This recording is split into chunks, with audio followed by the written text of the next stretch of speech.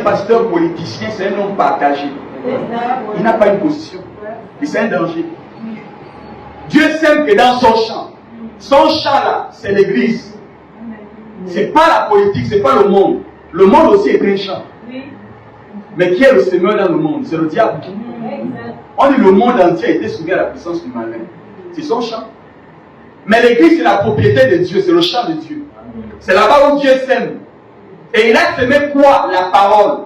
Parce que Luc explique que la parole, c'est la semence. Amen. Alléluia. Amen. La parole égale à semence.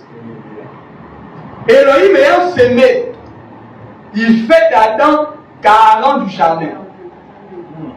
Amen, amen. Amen. Adam devient ouvrier dans le jardin. Il devient cultivateur. Alors celui qui est cultivateur s'occupe non seulement de nettoyer le champ, non seulement de garder le champ, mais aussi d'ensemencer la terre. C'est son travail. Amen. Celui qui fournit la semence, c'est le Seigneur. C'est lui qui est le semeur. Il a montré à Adam, voici la semence. Alléluia. Adam, qu'est-ce qu'il reste à faire? En tant que cultivateur, il veille à ce que les plantes puissent atteindre quoi? La maturité. En faisant quoi? Un bon cultivateur se lève le matin, prend ça où il va désherber autour des plantes pour enlever la mauvaise semence, la mauvaise herbe. Quand il finit de désherber, là où il y a des vides, il complète avec la semence. Pas qu'il a cherché. Il ne cherche pas la semence. Celui qui fournit la semence au semeur, c'est Dieu lui-même. Alléluia. Tu as besoin d'écriture. On va prendre l'écriture. Prenons l'écriture. 2 Corinthiens chapitre 9, verset 10.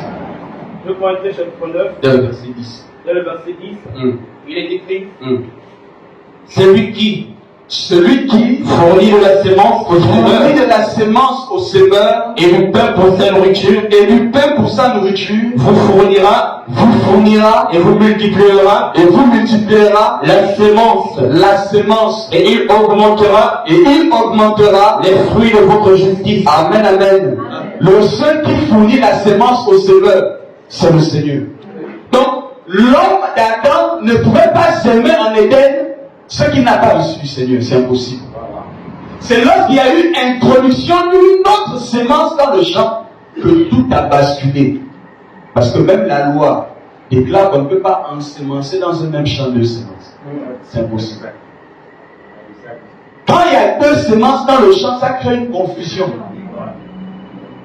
Adam avait la semence qu'il avait reçue de Dieu lui-même. Le serpent, en venant, a apporté une autre semence. Quand les deux semences se sont retrouvées dans le champ, ça a semé la confusion. Alléluia. Amen. C'est Dieu qui fournit la semence au semeur. Alors on a dit, la semence, c'est la parole. Quand vous lisez Luc, chapitre 8, verset 11, la parole est claire. La semence, c'est la parole. Maintenant, quelle est cette parole qui a été semée dans le champ de Dieu? Alléluia. Amen, amen.